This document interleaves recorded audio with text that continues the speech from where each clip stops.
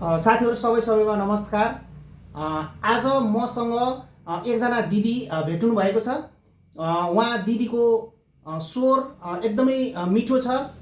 एउटा प्रतिभा लुकेर रहेको प्रतिभा यहाँ दिदीले आज देखाउनुहुन्छ, सुनाउनुहुन्छ। दिदीसँग म पहिला परिचय गर्न चाहन्छु। दिदी नमस्कार। नमस्कार। दिदीको घर कहाँ पर्यो? मेरो ब्यास एक दमौली तनहुँ। ए, दिदीको नाम के पर्यो? मेरो आशा बराले। मैले कहिलेकाहीँ चाहिँ हजुरको टिकटकमा हजुरको स्वर सुनेको कारणले आज म दिदीसँग भेट्ने इच्छा गरेँ। भेट पनि भयो। अनि हजुरलाई गीत गाउन आउँछ हैन? आउँछ। मिठो गीत गाउनुहुन्छ दिदीले। दिदीको स्वर मिठो छ। यहाँहरूलाई कस्तो लाग्छ? दिदीले केही टुक्का हामीलाई सुनाउनुहुन्छ, त्यसपछि फेरि हामी दिदीसँग कुरा गर्नेछौँ। दिदी एउटा गीत सुरु गरिदिनुहोस्। जसलाई देखि उज्यालो हुन्थ्यो, एकछिन देख्न नपाउँदा मन रुन्थ्यो। मेरै बन्न किन सकेनौ, घडी दियो उपहार मायाले, तर समय दिन सकेनौ। उज्यालो हुन्थ्यो, एकछिन देख्न नपाउँदा मन रुन्थ्यो। मेरै बन्न किन सकेनौ, घडी दियो उपहार मायाले, तर समय दिन सकेनौ।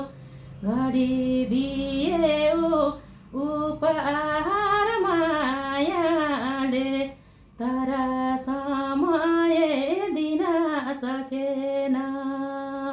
वाह, ल, धेरै राम्रो गीत गाउनु भयो दिदीले। अनि दिदीले पहिला चाहिँ गीत रेकर्ड गराउनको लागि कहीँ कतै जाने अथवा कतै कसैलाई भेट्ने त्यस्तो केही गर्नु भएन?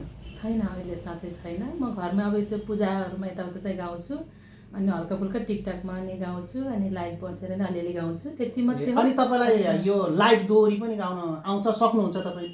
दोहोरी त अब पूजाआजामा चाहिँ अहिलेसम्म काहीँ गरेर नै हारेर चाहिँ आएन। ए हो, थाहा छैन, त्यस्तो भन्दा नै कतै गरेर चाहिँ गएको छैन। तर अब गाउँघरको पूजाआजामा चाहिँ अहिलेसम्म 7 दिन नै लगातार सानैदेखि गाउनुहुन्थ्यो कि अहिले पछि चाहिँ गाउनु सुरु गर्नु भएको हो कि नाचगानमा सानैदेखि एकदमै इच्छा राख्नु भएको थियो? गीत चाहिँ म सानैदेखि नै जस्तो नयाँ भएको आएपछि चाहिँ त्यो गीत चाहिँ गाइहाल्ने कि एकखेर सुनेपछि चाहिँ गाइहाल्ने कि। अहिले बरु उमेर अनुसार अब सायद पहिला नयाँ नयाँ भएको त्यति आउँदैन कि, तर गाउन त गाउँछु। तर गीतमा चाहिँ सानै बच्चादेखि नै म गीत गाउँदै हिँड्ने कि, अरूलाई भन्दा नि आफूलाई नै भनेको जस्तो लाग्ने। अनि यो उमेरसम्म दिदीले कतै पनि गीत त्यस्तो रेकर्ड गर्न जाने अथवा कसैले चाहिँ तपाईँको स्वर राम्रो छ, गीत रेकर्ड गराउनुहोस् भन्ने त्यस्तो चाहिँ कसैले पनि भन्नु भएन या तपाईँले पनि कोसिस गर्नु भएन? धेरै पहिला म 60-65 सालमा मलाई एउटा भाका पनि दिनुभयो। म काठमाडौँ नै गर्थेँ। अनि खोइ त्यो गीत कसले गाउनु भयो त्यो चाहिँ थाहा छैन मलाई अहिलेसम्म। तर त्यति बेला मेरो समयले साथ दिएन। म त्यति बेला मैले गाउन सकिनँ। म आउँछु भनेर म काठमाडौँ गएको पनि थिएँ। मलाई एउटा के पाएर मुटु जोडेर बस पापी सर्वस्व स्याहारी धरती आकाश गए छोडेर भन्ने भाका एकल आवाजमा गाउन राम्रो रहेछ बहिनी भनेर भन्नुभएको थियो मलाई। म आउँछु भनेर मेरो समय त्यस्तै परिस्थितिले गर्दा म जान सकिनँ, गाइनँ। त्यहाँबाट चाहिँ त्यस्तै भयो, आफ्नो घर परिवार बच्चाहरू साना, त्यसमा धेरै ध्यान दिनँ। यतै गाउँघरमै यताउता अलि हल्का फुल्का पूजाआजामा चाहिँ गाउँछु गाउन चाहिँ। अब अहिलेसम्म चाहिँ अब त्यसो भए अर्को एउटा गीत दिदीले फेरि एकदम राम्रो लाग्यो, स्वर राम्रो रहेछ दिदीको, फेरि एउटा गीत गाइदिनुहुन्छ जुन भाका भयो पनि हजुरलाई जुन त्यति बेला नै एकजना सरले उहाँ मलाई दिनुभएको थियो यो भाका गाउनु भनेर। त्यो सरको नाम याद छ? कसले हो? प्रेम राजा महतको भाइ हरि महत सर हुनुहुन्छ। अझै पनि याद रहेछ? थाहा छ, मलाई याद छ, मलाई चिन्छु मैले उहाँलाई।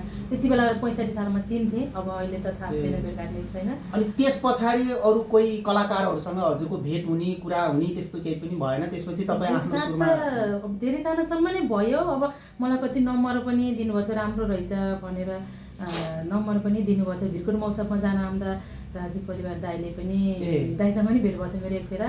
राम्रो रहेछ बहिनीको स्वर भन्नुभएको थियो। अब आफ्नो मलाई नै त्यस्तै भयो, मेरो बच्चाहरू साना थिए, मैले समय नै त्यसमा निकाल्नै सकिनँ कि, मलाई त्यस्तै भयो। त्यति बेलाको भाका चाहिँ थियो। अब अहिले चाहिँ आउँछ कि आउँदैन थाहा छैन, ल गाउँछु। त्यसो भए अब एउटा गीत दिदीले गाइदिनुहुन्छ, अलि अघिभन्दा ठुलो स्वरमा गाइदिनु होला, एकदम खुलेर गाइदिनु होला एउटा गीत, ल प्लिज। भाषा पापी सर्वसोसियारी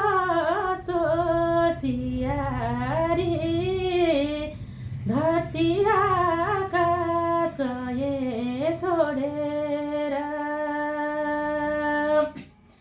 तिमलाई माया गरेको साटो गरेको साटो मसान घाट भो भेट हुने दो बाटो के पाएर मुटु जोडेर भाषा पापी सर्वसोसियारी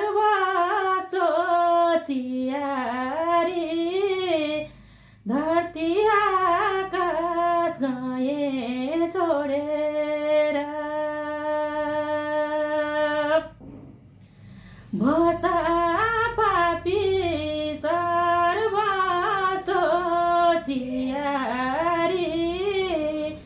धरती आकाश गए छोडेर।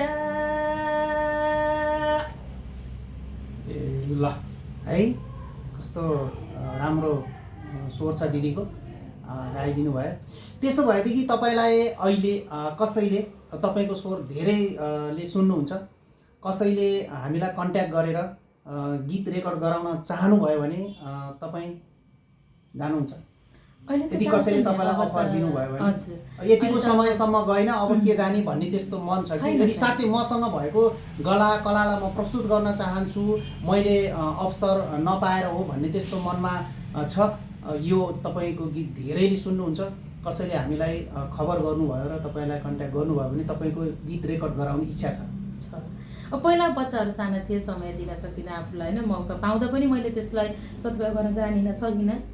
तर अहिले त बच्चाहरू हुर्किए, अब त्यसरी हिँड्नलाई गाउनलाई कहीँ जान पनि मिल्छ, समय मिल्छ। अब त्यस्तो अवसर आएमा आफूलाई भाग्यमानी सम्झिनेछु, अवश्य जान्छु। अब त टाइम छ अहिले चाहिँ, अब पसलमा हेर्नलाई कुर्नलाई मान्छे भए, घरमा बुहारी छिन्, बाबु छ, ठुलो भइसक्यो, अब चाहिँ अवश्य त्यस्तो मौका आएछ भने जान्छु। त्यसो भए दिदीले अहिलेको अहिले धेरै नयाँ चलेकोहरू लोकगीतहरू छ नि, अब नयाँ चलेको लोकगीत मध्येको कुनै एउटा भाका दिदीलाई याद छ? नयाँ गीतहरू मध्येको अहिले चल्दै गरेको गाउँछु मैले। कुन चाहिँ छ अहिले चल्दै गरेको नयाँ गीत, लोकगीतमा कुन चाहिँ छ याद?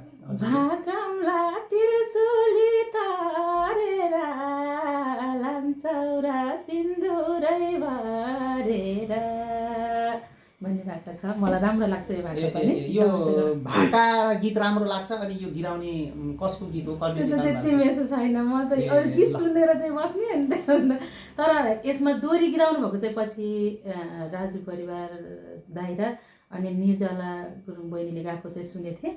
अनि त्यो दाइको टुक्का चाहिँ थियो कि ए साँच्चै मेरो त बे भएको मन त्यसै बोलाउँछ के भएको भागमला त्रिशूली तारेर भागमला त्रिशूली तारेर लान्छौरा सिन्दुरै भरेर।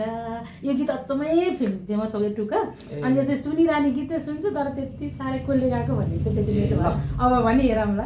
हुन्छ ल, दिदीसँग भेट भयो, खुसी लाग्यो। दिदीले एउटा दुईवटा गीत पनि गाइदिनु भयो। दिदीको स्वर, कला, गला सबै कुरा छ, तर दिदीले अवसर पाउनु भएको छैन भन्ने कुरा पनि हामीले थाहा पाइसकेका छौँ। दर्शकवृन्दहरू सबैले दिदीले गाउनुभएको गीत सुन्नुभयो, स्वर कस्तो लाग्यो साँच्चै कमेन्टमा लेखिदिनु होला। यदि कसैले दिदीसँग भेट्न चाहनुहुन्छ भने हामीलाई म्यासेज गर्नुहोला र गीत रेकर्ड गराइदिनु होला। दिदीलाई पनि यो लुकेको प्रतिभालाई, यो कला, यो गलालाई स्थान दिनु होला भन्ने चाहन्छु। धन्यवाद। तपाईँलाई पनि धेरै धेरै धन्यवाद भाइलाई नै।